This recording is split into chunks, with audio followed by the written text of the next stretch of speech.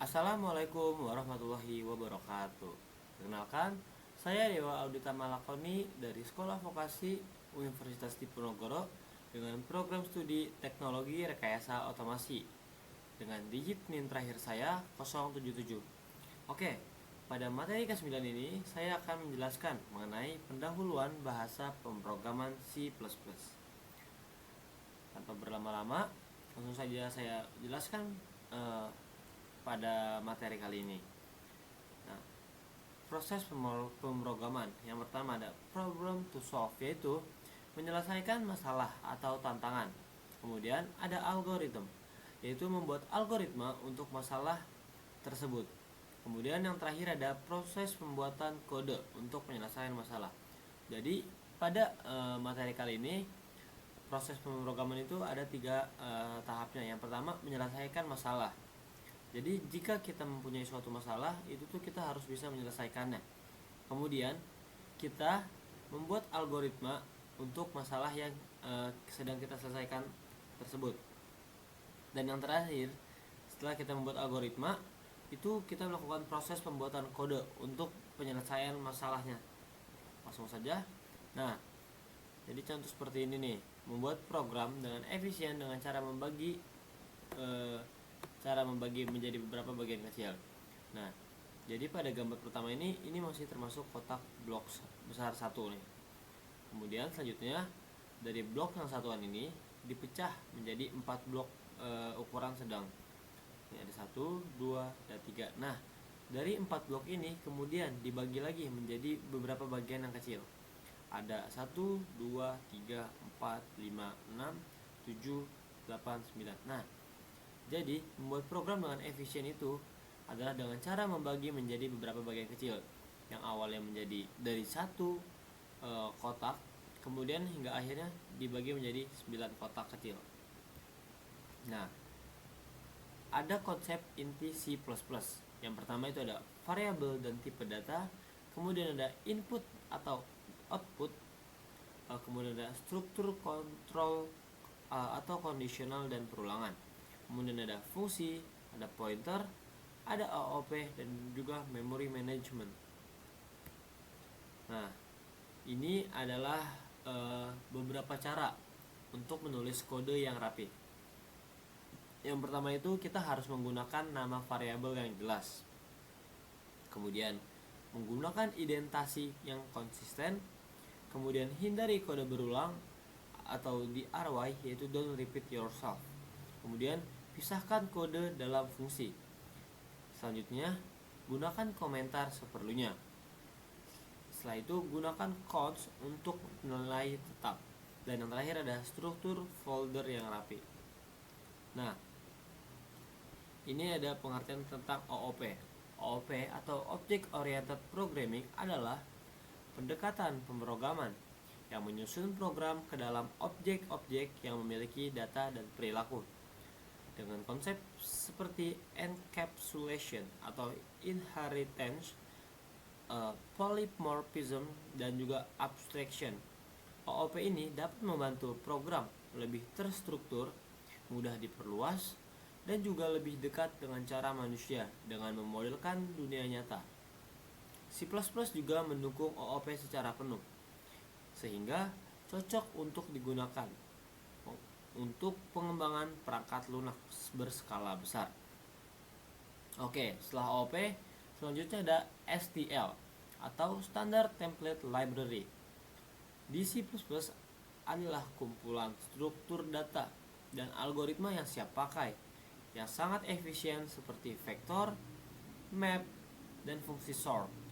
STL mempermudah pengembangan mengelola data tanpa harus menulis ulang struktur data dari nol, sehingga proses coding menjadi lebih cepat, aman, dan juga konsisten. Nah, kemudian ada template. Template dalam C++ ini memungkinkan penulisan kode generik yang dapat bekerja pada berbagai tipe data tanpa duplikasi. Dengan template, kita bisa membuat fungsi atau kelas yang fleksibel dan dapat digunakan kembali. STL sendiri dibangun sepenuhnya menggunakan template, sehingga sangat kuat dan juga dinamis. Dan yang terakhir ada IOT dan juga hardware. Dalam konteks IoT dan hardware, C++ sering digunakan karena performanya yang tinggi dan kemampuannya juga berinteraksi langsung dengan perangkat. Pada platform seperti Arduino atau ESP32, C++ digunakan untuk mengendalikan sensor, aktuator, modul komunikasi, serta melakukan pertukaran data melalui protokol seperti UART, I2C, Wi-Fi, dan juga MQTT. Kombinasi konsep AOP, kekuatan STL, dan juga fleksibilitas template membuat C++ sangat cocok untuk mengembangkan sistem IoT yang efisien, modular, dan juga mudah dikembangkan. Oke, langsung saja ke pembahasan selanjutnya. Oke, selanjutnya di sini saya akan mempraktikkan di Tinkercad, terus kemudian ada di Blockly juga, menjelaskan Blockly dan juga penginstalan di VS Code, cara mendownload C++. Oke, yang pertama di sini saya akan menjelaskan di Tinkercad. Di sini saya sudah membuat sebuah rangkaian sederhana lebih tepatnya. Di sini ada Arduino Uno, kemudian di sini ada breadboard, di sini ada LED, kemudian ada 2 resistor, ada satu di sini, juga sini lagi di sini. Kemudian di sini lagi ada push button. Nah, untuk LED sendiri saya taruh di nomor 10 dan juga 11. Nih, di sini saya taruh sini. Nah, kemudian untuk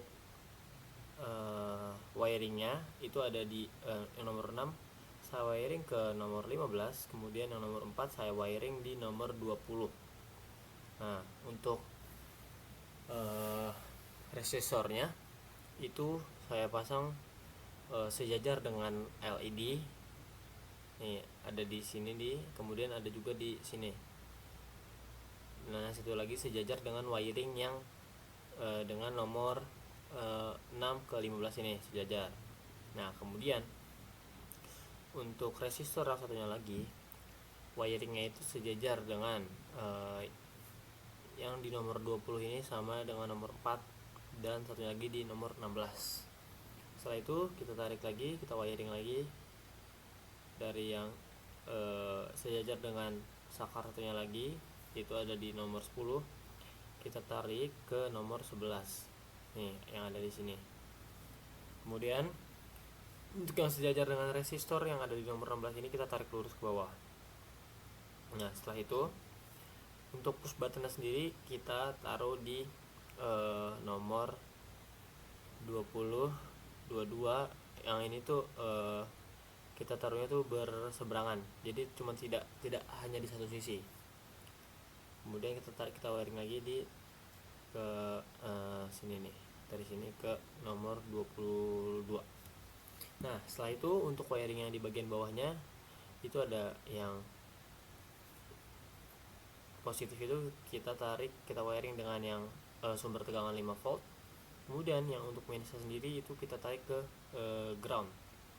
Jadi ini sebuah rangkaian sederhana untuk menyalakan push buttonnya sendiri.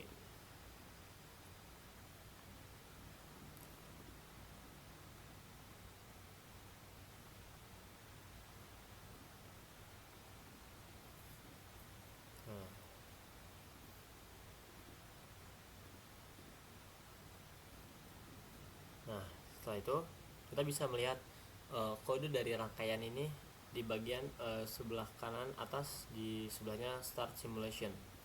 Nah, di sini tuh kita bisa memilih ingin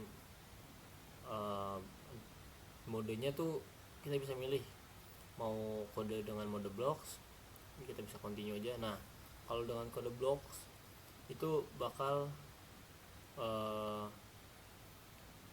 dengan ini tuh scratch. Nah, kemudian jika block dan teks itu jadi ada 2 nih. Di sebelah kanannya itu bagian kode dengan teks, kemudian di sebelah kanannya dengan scratch. Tapi di sini saya akan sedikit menjelaskan dengan kode yang teksnya.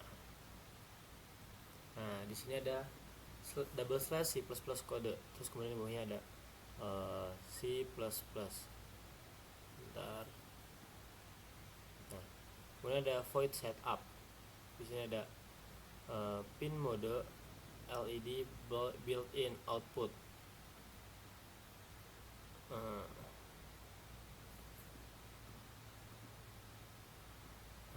terus ini ada pin mode LED underscore built-in output. Kemudian ada void loopnya, ada digital write LED button high, delay 1000, wait for 1000 millisecond. Kemudian ada di digital write LED built-in low. Di sini ada delay 1000, wait for millisecond. Nah, jadi ini teman-teman bisa memilihnya mau dengan kode mode blocks atau dengan mode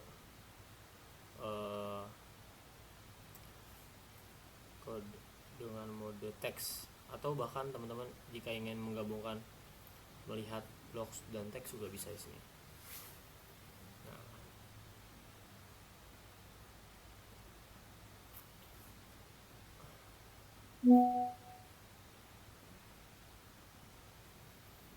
Oke. Jadi di sini juga teman-teman bisa mencoba membuat sebuah rangkaian di sini, karena di sini juga ada banyak komponen-komponen seperti ada kapasitor, ada baterai, ada resistor, potentiometer, terus juga ada vibration, ada Arduino Uno, breadboard, terus ada micro servo, ada terus ada diode, ada fotoresistor. Nah, masih ada multimeter, ada temperatur sensor. Nah, teman-teman bisa mencoba membuat atau membuat sebuah rangkaian dalam Tinkercad ini. Oke, selanjutnya di sini saya akan menjelaskan mengenai Blockly.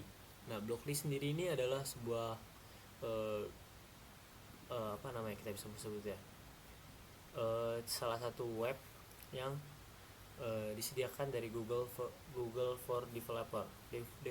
Nah, ketika teman-teman searching Blockly developer ini, pilih yang paling atas, jangan yang Blockly games ini. Nah, karena kan kalau Blockly games itu yang akan muncul seperti ini.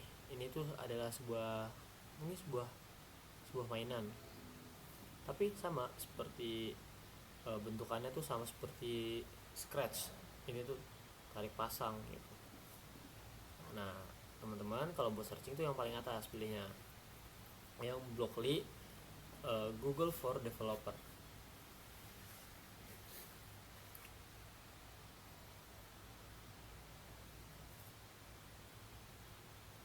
Kita tunggu di sini.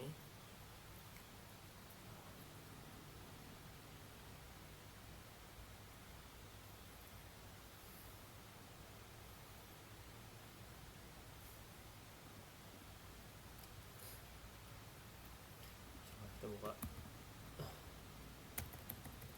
Blockly developer.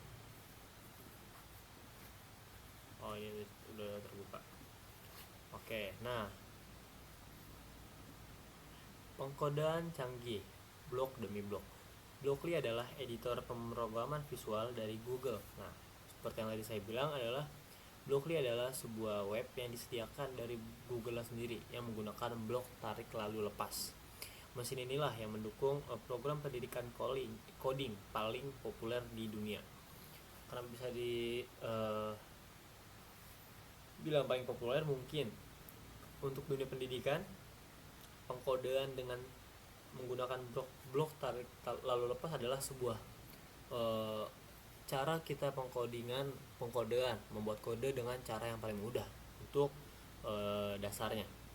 Nah, kemudian misal di sini ini ada set count to 1, repeat while count kurang sama dengan 3, kemudian ada do print hello world, kemudian ada set count to count plus 1. Nah, untuk yang warna ungu sendiri ini adalah logic, kemudian yang warna hijau adalah loops, kemudian yang warna biru ini adalah untuk math-nya. Makanya kenapa di sini untuk warna biru tuh hanya angka-angkanya. Nah kan di sini kita bisa tarik kalau lepas. Kemudian ada warna kuning untuk teksnya, untuk warna hijau ini ada buat list, kemudian ada warna pink buat variables, kemudian yang warna pink muda ini adalah untuk functionnya. Nah di sini ada sebuah kode, ini kan dari kode bloknya.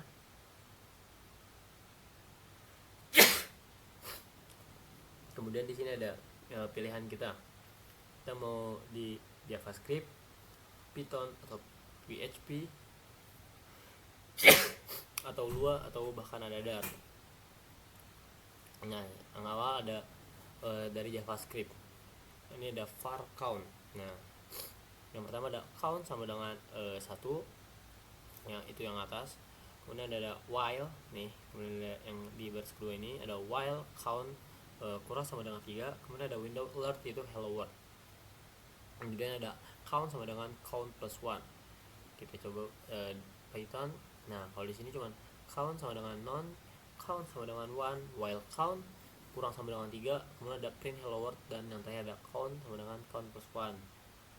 Di sini ada PHP, ada count sama dengan 1, while count kurang sama dengan 3, print hello world, count dengan count plus 1. Terus ada Lua di sini nih ada count sama dengan 1. Sebenarnya sama aja isinya, tapi ya kan berbeda-beda dengan JavaScript, Python itu berbeda-beda cara tipenya. Nah di sini juga kita coba bisa ubah-ubah tuh, kita bisa tarik sama dengan seperti Scratch.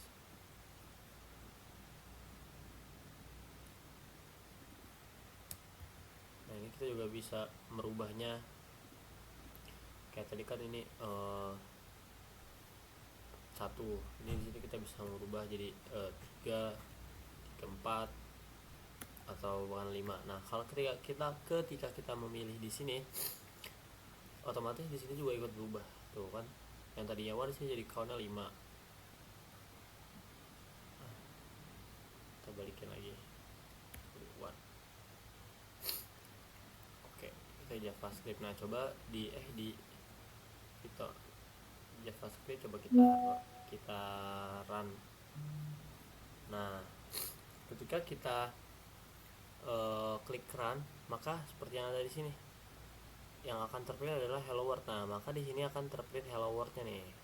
Nah seperti itu. Itu untuk penjelasan singkat mengenai Blockly. Oke, selanjutnya di sini saya akan mencoba sedikit menjelaskan mengenai install C++ di VS Code. Yang pertama, teman-teman bisa langsung masuk ke tampilan VS Code-nya. Nah, kemudian di sini ada Explorer, ini buat search. Ini ada search control, di sini ada run and debug. Kemudian di sini ada extension, di sini ada agent session, ada testing, dan juga ada Python. Nah, untuk menginstal sesuatu atau teman-teman ingin menginstal Python entah atau apapun, di sini teman-teman bisa masuk ke blok yang ada di baris kelima ini, yaitu ada di extension. Kemudian teman-teman bisa search, sini ada di C++. Nah muncul. Nah untuk ketika teman-teman searching C++ di sini itu akan banyak pilihannya, ada C++, C++ extension, ada better C++ syntax, ada runner, compile run, ada dumps, ada clang, ada snippets, ada debugging, build, talk, Python, C++ debugging. Nah, sini ada banyak pilihannya. Tuh. Ini biasanya baru segini. Ini teman-teman bisa tarik sampai ke bawah. Itu untuk jenis-jenis C++ semua. Akan tetapi pada kali ini saya akan menginstal ada di C++ yang ini.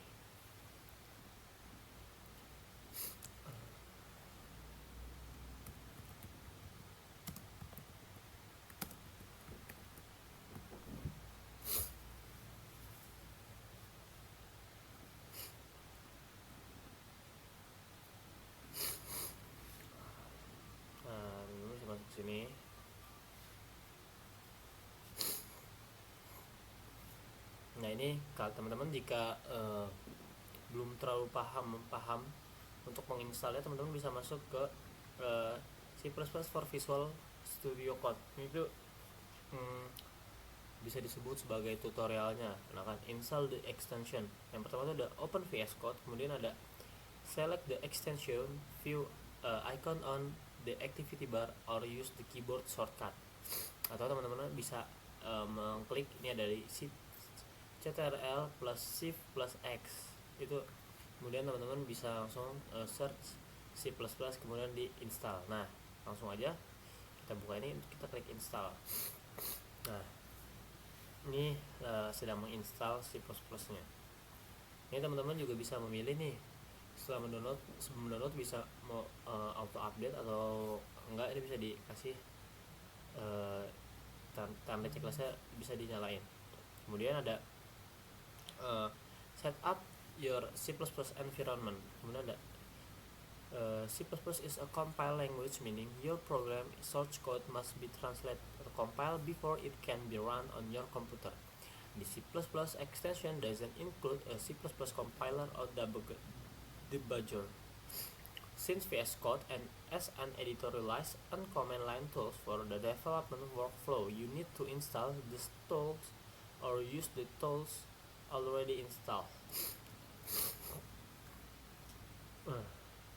Nah,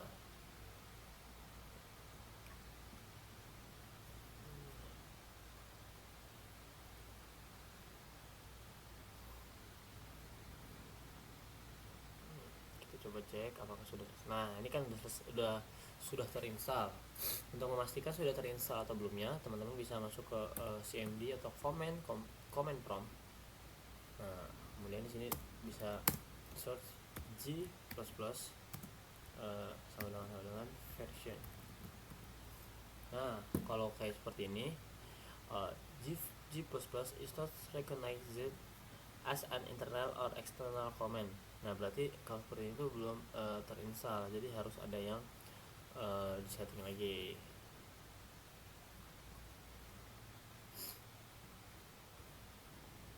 Di sini juga ada tutorial untuk mendownloadnya, ada di buat Linux, ada Mac OS, ada Windows juga.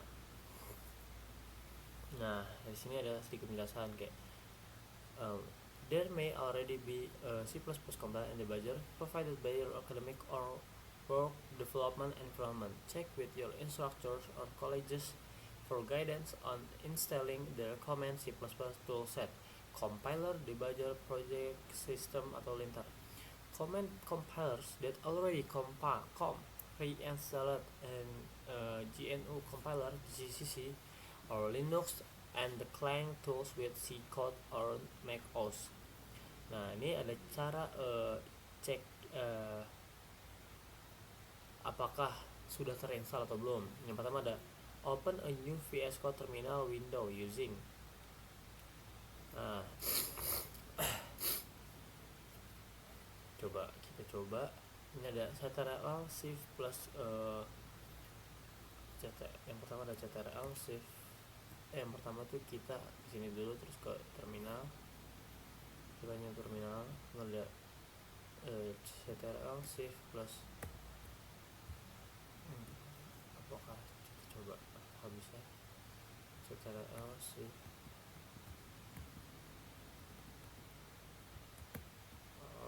Sepertinya ini bukan buat yang di Windows. Udah seperti tadi. Kalau untuk mengecek, teman-teman bisa langsung aja masuk ke command prompt untuk mengecek C++ ini udah bisa apakah ada atau tidak. Nanti di situ akan dijelaskan.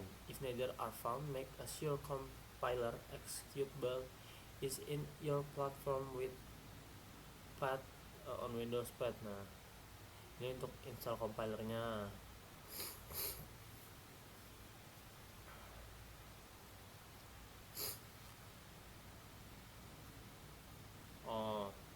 Ini untuk mengecek apakah compiler terinstall atau enggak. Oke, mungkin sekian penjelasan dari saya mengenai proyek singkat di Tinkercad. kemudian di Blockly, dan juga penginstalan C++ di Visual Studio Code. Kurang lebihnya mohon maaf. Wabillahi taufiq wal hidayah. Wassalamualaikum warahmatullahi wabarakatuh.